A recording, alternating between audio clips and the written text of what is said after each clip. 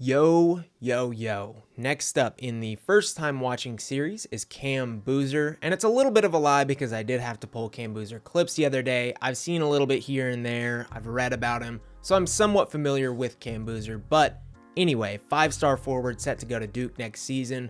Per the consensus, absolutely part of the 2026 draft's top tier, alongside Darren Peterson and AJ DiBonsa. I think for myself going into the season, he would probably stand at number 3. I don't know that he has the pure upside of the other two, despite him potentially being better right now. Even still, I wouldn't be surprised in the slightest if I came around more on Cam Boozer. I think every NBA team needs a player like this. I think he is set to dominate college basketball at Duke. Wouldn't shock me in the slightest if I ended up raising him throughout the season, so excited to jump into this tape. Let's do it. As I mentioned, Cam Boozer is a 6'9 forward. I would say he shies more towards power forward, but has the ability to size up, play the small ball 5, has the ability to, as we just saw, stretch the floor, maybe even play some 3 alongside 2 front court players, so really interesting player. I haven't watched games in their entirety. I've only seen Cam Boozer highlights here and there on Twitter, on YouTube, things like that. So really interested to see the shot diet, how often he is on the perimeter, how often he's doing things like this, getting into his bag in the paint. He's got an awesome interior game focused around footwork, touch, fundamentals, but also using this kind of bulky, massive frame to move people out of the way, position himself. This right here is an awesome play, given that not a lot of people probably take this spin and try to get around, given how little area he's got to work with. Gets it done anyway.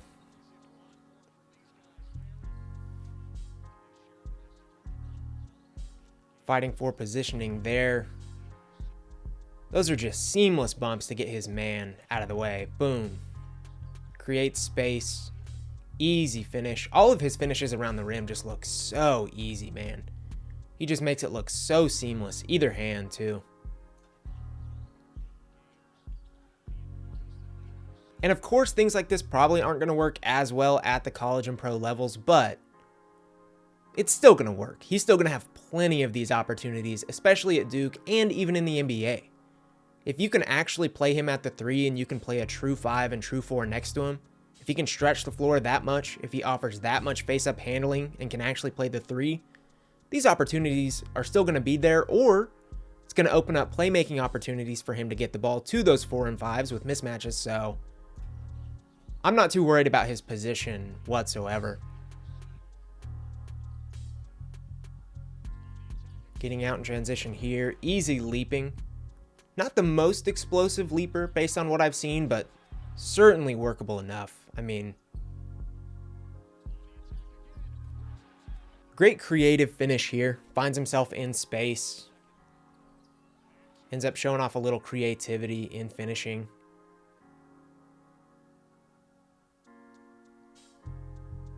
Love stuff like that, because he's going to have the easy finishes all day long. But if he can create even more advantages for himself by showing off some hang time, some offhand finishing,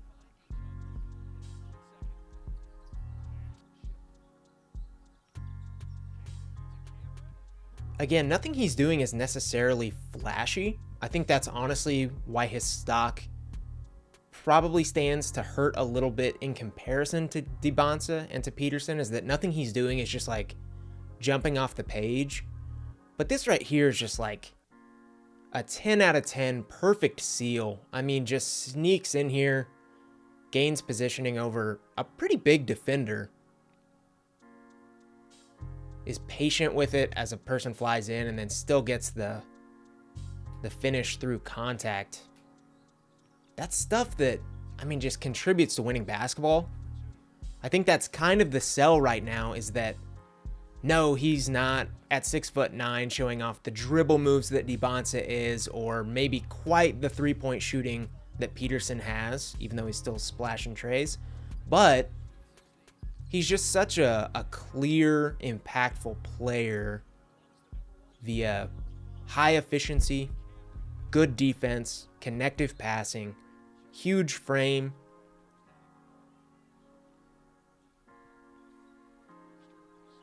And again, as I touched on, this is just a player that every team needs. Sure, those bottom tier NBA teams are going to want Dibonsa to turn into a 25-5 guy, or they're going to want Peterson to end up the best guard prospect we've ever seen, but they could also use a 6'9 forward who can size up, size down, dribble, pass, shoot.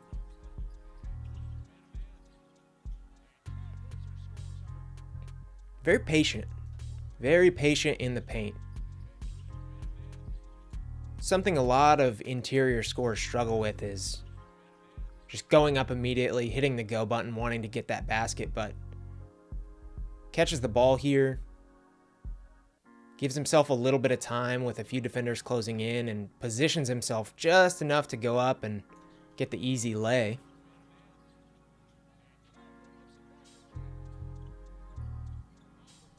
Stuff like that's really exciting. For a player that is set to make his money on the interior, this pump fake into a fairly deep three. Good transfer of motion on his three-point shot.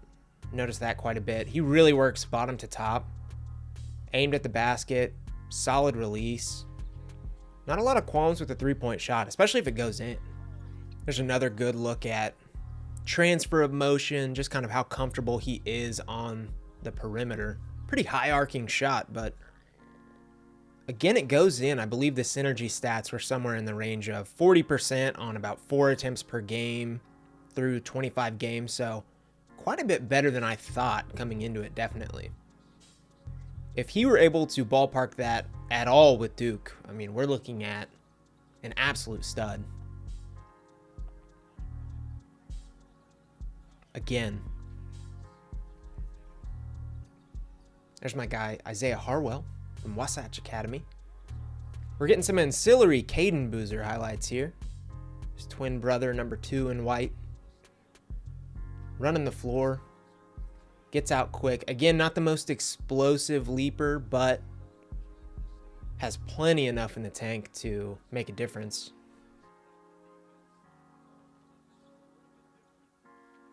Good play from Caden there, recognizing that he's drawn the double team, got 2 defenders, finds the open shooter, happens to be his brother, who again splashes at home. Great transfer of motion. Again, can't talk enough about how he sets the base. He's all but lined up.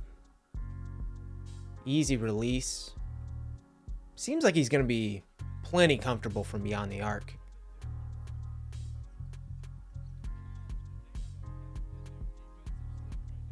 Yeah, stuff like this is kind of where the comparison comes in.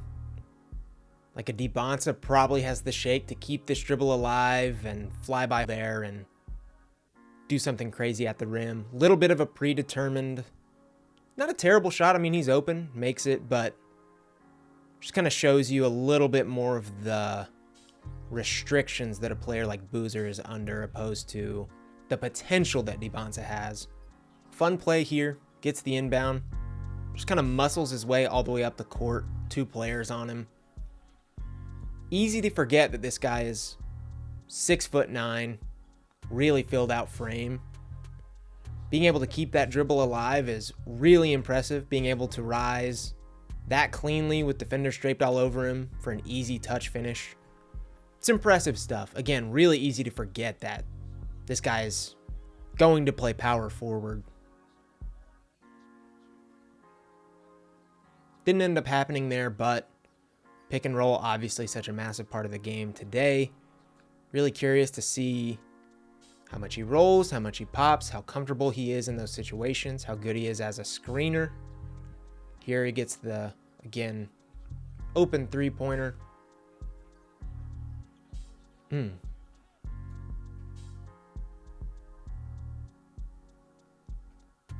This is a small thing, but it looks like this ball bounces off the defender's foot pretty hard, and he still wrangles it. Hands are such an underrated part of any interior scorer. I mean, if they can't catch the ball in all kinds of scenarios, then they're not going to be able to score on the interior. He really wrangles that ball. Clean finish. Shows off some coordination. Montverde versus Columbus. Caden Boozer with the ball. Brings it up the floor. Straight into another three-pointer. Very comfy. Very comfy. If he's got any space whatsoever, not afraid to take it. NBA range there. I've been pretty impressed with Caden and his ability to kind of be a floor general too, even in just limited clips. There's a screen from Cam trying to find his way to space. A little back and forth.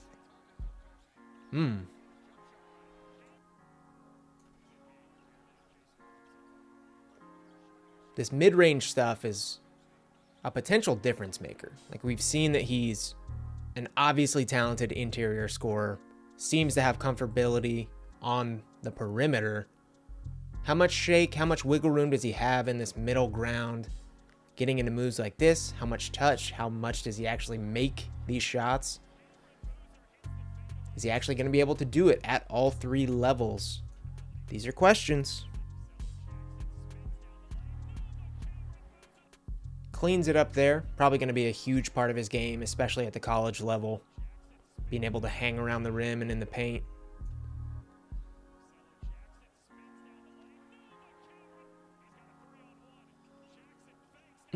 Sick pass. Runs the floor well.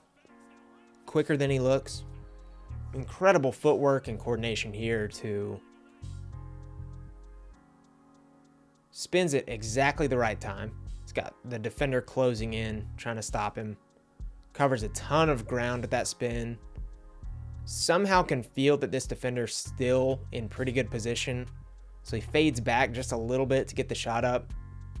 Again, that's not power forward stuff. Modern fours aren't doing this all the time. So, I mean, that's 5-star, number 1 level play. Another pretty straight on look at the mechanics here. Good rotation on the ball.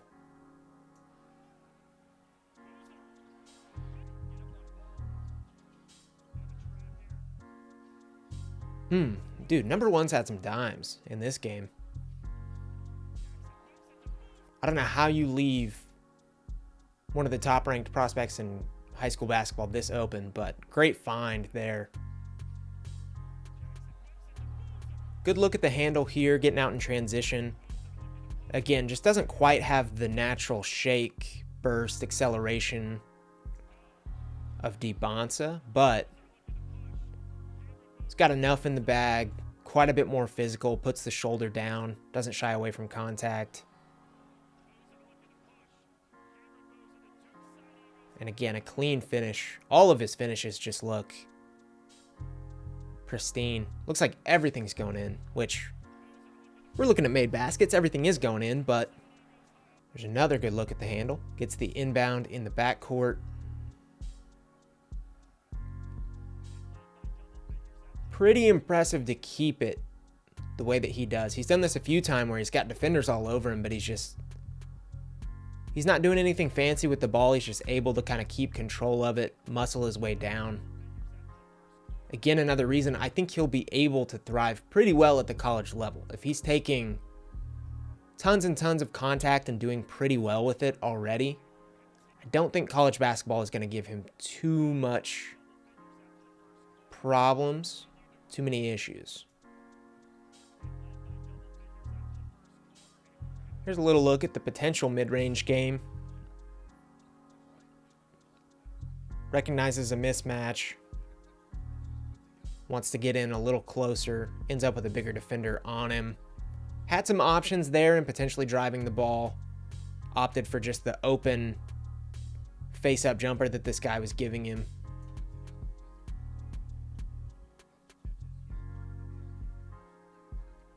Another pretty fun play. Caden getting out in transition. Cam bringing it up the floor.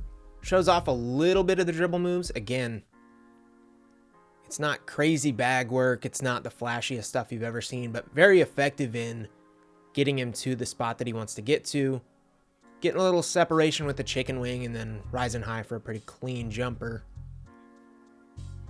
Just going to let this one play. Gets a strong board. Really fun pass in transition here.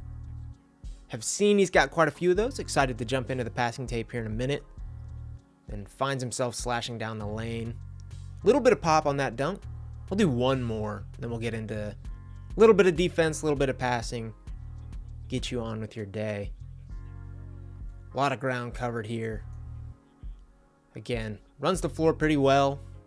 Would expect him to score quite a bit in transition at Duke. 1, 2. Good stuff. Good stuff. Scoring wise, curious what we'll be looking at Duke. I mean, is he gonna perfectly take over for Cooper Flagg? It's possible. He's not gonna score in exactly the same ways. You know, I think Cooper was probably working quite a bit more as the pick and roll handler, but it's possible that Jon Scheyer just wants to plug in Boozer from a production standpoint, get him the rock in advantageous positions. Could he score in the range of 20 points per game? It's possible. Certainly possible. Per synergy, he averaged about 3 stocks in these games, 1.5 blocks, 1.4 steals. And at 6'9", with the way he moves, the physicality he plays with, the instincts he has, I can't imagine he's very easy to score on. Yeah, I mean, right off the bat, this is what? A guard. He switches onto him, shuffles his feet a few different times, keeps himself in position to make the play and ends up doing it. I think he's going to be a really strong defender. Probably another big advantage he has over the other two number 1 level prospects right now is, I mean, Peterson's a good guard defender. DeBonta, I think, has a ways to go. He's got quite an edge on both, I think. Gets a block here, just kind of hanging around in the paint. I'll be curious defensively to see how Duke uses him. I don't know a lot about the roster construction right now. I know they're returning a few players, and they're going to have a talented team, especially draft-wise. They've got a ton of potential prospects, but is he going to play the 5? Is he going to play the 4? NBA-wise, what does he project to be? It seems to me he'll be at his best at the 4, but certainly not out of the question that he plays some small ball 5. Again, moving his feet here. 6'9", guarding on the perimeter. Really, really good stuff. This is the type of stuff, again, that's going to make up ground on those other two, because every single NBA team is going to want this at their 4. A guy who can switch on the perimeter like this, block shots on the interior, just generally kind of make things tough on the opposition.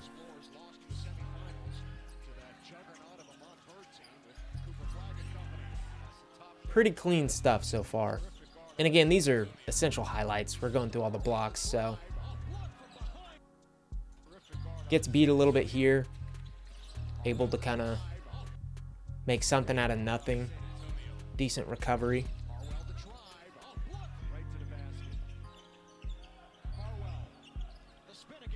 Really, really good coordination. I mean, obviously on the interior scoring-wise, his coordination jumps out, his fluidity in moving. Defensively, it's maybe even better. I mean, the way he's able to shuffle his feet. A lot of these plays have been on wings, guards, and he's sticking right with them. Stuff like this is super, super exciting.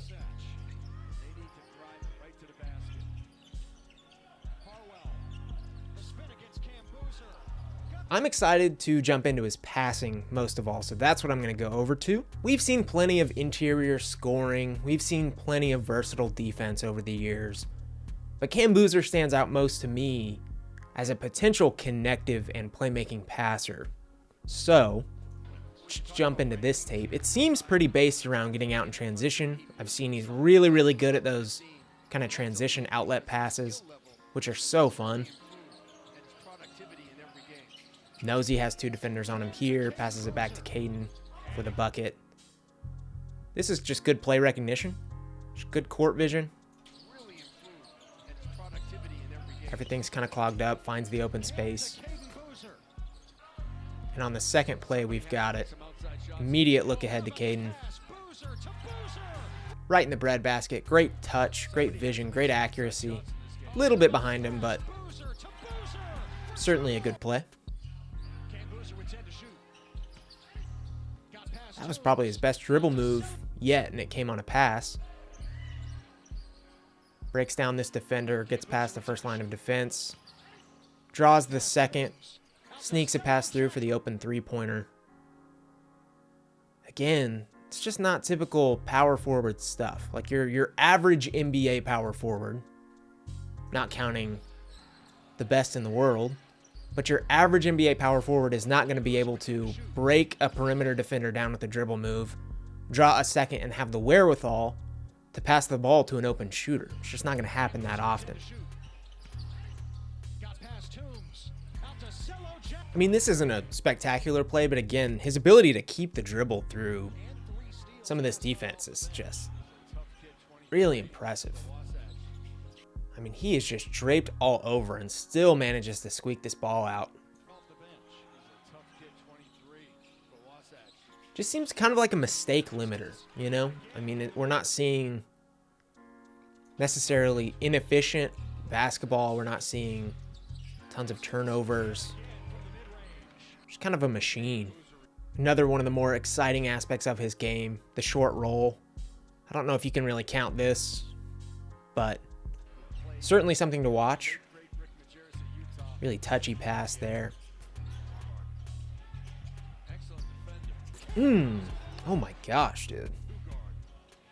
Good find. Great finish. Good grief. Ooh. Caden screening for Cam here.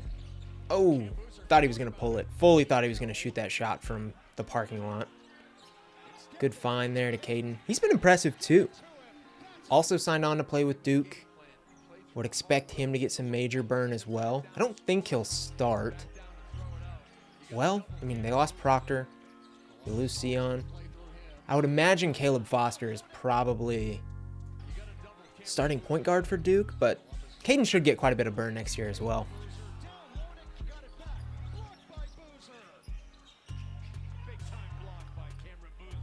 Absolute bullet transition read there. Had a few seconds to think about it. Sees him. Slips it through there. Great pass. We'll do just a few more. Would love to see at least one more pass in transition. But the half court works too. This is where most of the basketball is played, so gets the screen, rejects, continues to go around. Easy flip to Caden, who's showing off the range shooting here lately. Here we go. Gets the board. There's what we came for. Absolute bullet. Look ahead pass. Slips it through a super tight window to a guy streaking in transition. Perfect stuff. All right, that is it for Cam Boozer. Super fun prospect. Excited to dive into this next tier of guys. Nate Ament, Chris Senack, Jaden Quaintance, all kinds of players. Super excited to dive into their film as well. Stay tuned. We'll have other stuff up on this channel, and that's it. We'll see you next time.